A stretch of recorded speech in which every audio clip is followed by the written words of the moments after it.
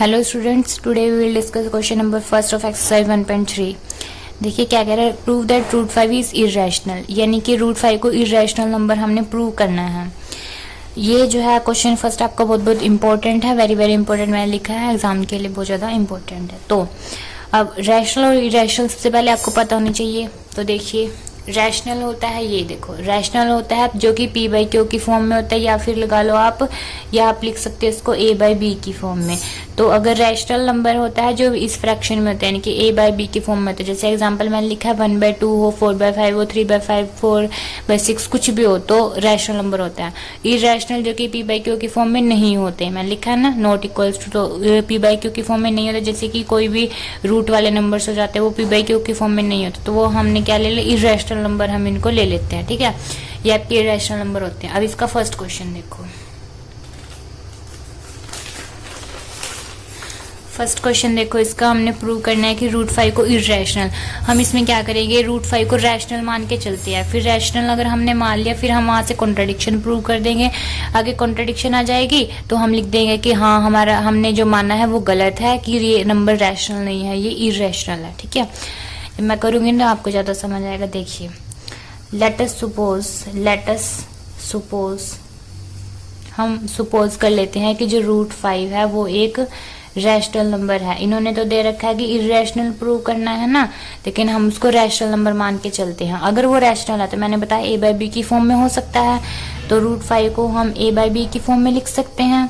ठीक है, cross multiply कर दो, इसके नीचे अगर 1 हो तो कोई फर्क नहीं पड़ता ना। उसके बाद रूट 5 को b के साथ मल्टीप्लाई कर देंगे, क्रॉस मल्टीप्लिकेशन जब हमने किया, और a को 1 के साथ करेंगे तो a आ जाएगा। फिर हम स्केयर बोथ साइड कर देते हैं, ये है स्केयर बोथ साइड। रूट 5 और b का होल का square is equal to a का स्केयर। अब जब इसका स्केयर करेंगे तो रूट 5 का जब स्केयर करते हैं, ठीक है, तो रूट स्केयर रूट से स्केयर कैंसिल हो जाता है, तो 5 बचता है, तो 5 बचेगा। अब b एज इट इज है, तो b square is equal to a square. अब b square is equal to a square by 5 लिख सकते हैं। ठीक है, अब यहां से आपको क्या समझ आ रहा है, यहां से तो आपको ये समझ आ रहा है कि 5 a को स्केयर को डिवाइड कर रहा है। ठीक है, तो लिख सकते हैं 5 डिवाइड्स a स्केयर। ठीक है, 5 a स्केयर को डिवाइड कर रहा है, और अगर वो a स्केयर को डिवाइड कर रहा है तो जाहिर सी बात है कि वो a को भी डिवाइड करेगा। ठीक है, एक यहाँ से हटा दो, तो 5 डिवाइड्स a को भी डिवाइड करेगा और a स्केयर को भी डिवाइड कर रहा है। तो अगर वो a को डिवाइड कर रहा है तो हम इसको लिख सकते हैं a is equal to 5c, यानी कि किसी 5 का मल्टीपल अगर यहाँ पे कोई कुछ भी अक्षर आ जाए, अगर डिजिट कुछ भी आ जाए यहाँ पे c की जगह, तो वो 5 से मल्टीप्लाई होके कुछ ऐसा ही आएगा कि वो 5 से डिवाइड हो जाएगा। तो यानी कि 5 डिवाइड कर रहा है जो a को, तो हम ऐसा लिख सकते हैं a is equal to 5c, हम ऐसा लिख सकते हैं उसको। ठीक है, अगर 5 a को डिवाइड करता है, क्योंकि हम क्या करते हैं, अब अगर 5 नीचे यहाँ आ जाएगा, 5 डिवाइड कर रहा है a को, तो हम उसको c के इक्वल लिख सकते हैं ऐसे। ठीक है, उसके बाद अब हम क्या करेंगे, अब a की ये वैल्यू आ गई, हम इसमें पुट कर देते हैं। अब इसको लिख दो फर्स्ट, अब यहाँ लिख दो कि इसको हम पुट कर देते हैं फर्स्ट में। अगर हमने इसको फर्स्ट में पुट किया तो b square is equal to 5c का होल का स्केयर डिवाइड बाय 5। ठीक है, अब 5 का स्केयर करेंगे कितना आएगा 25, और c square as it is, और 5 ये आ गया। ठीक है, अब 5 5 से 25, अब 5c स्केयर बचा, यानी कि b स्केयर की वैल्यू आई 5c स्केयर। ठीक है, अब यहाँ पे क्या है, b स्केयर डिवाइड बाय 5 लिख लो और c स्केयर इधर ही रहने दो। ठीक है, अब यहाँ से क्या है, 5 डिवाइड कर रहे हैं b स्केयर को, 5 डिवाइड्स b स्केयर, तो 5 किसको डिवाइड करेगा, 5 अगर b स्केयर को डिवाइड करा तो 5 जो है वो b को भी डिवाइड करेगा। ठीक है, 5 अगर b स्केयर को डिवाइड करा तो 5 b को भी डिवाइड करेगा। तो इसका मतलब क्या है, मैं अभी बताती हूँ आपको इसका मतलब। This means that a and, पहले ये लिख लेना आप, नोट कर लेना, एग्जाम में काम आएगा आपके। a and b have common factor 5 which is a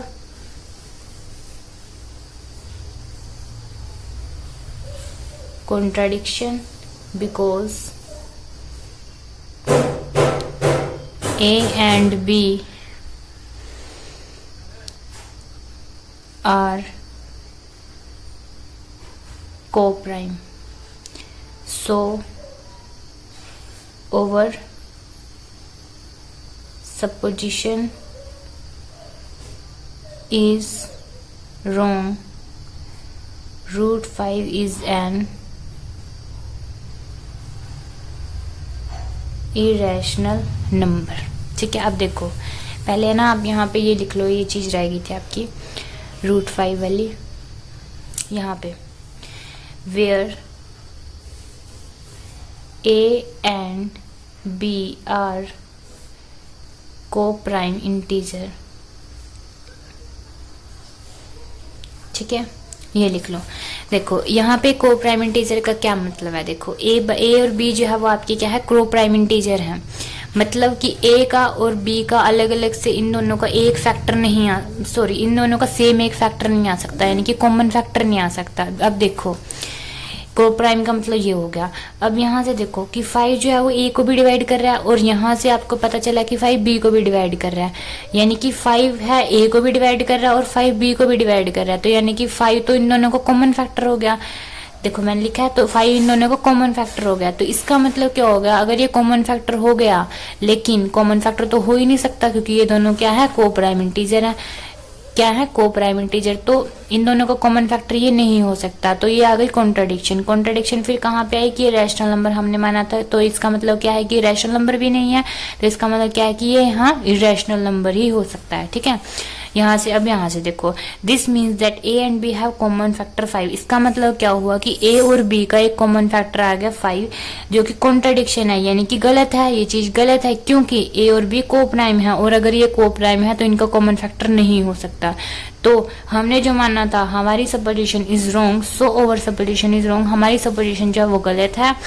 root 5 एक इरेशनल नंबर ही है, हमने जो है वो मानना था कि वो एक रैशनल नंबर है, ये सपोजिशन जो है वो हमारी रॉन्ग हो गई, ये इरेशनल नंबर है आपका। ठीक है, जो कि हमने प्रूव करना था, तो हमने इसको प्रूव कर दिया कि एक इरेशनल नंबर है। ठीक है, अगर आपको मेरी ये वीडियो अच्छी लगी हो तो नीचे दिए गए सब्सक्राइब बटन पर क्लिक करें ताकि मेरी हर वीडियो को नोटिफिकेशन सबसे पहले आपको मिले। Thank you.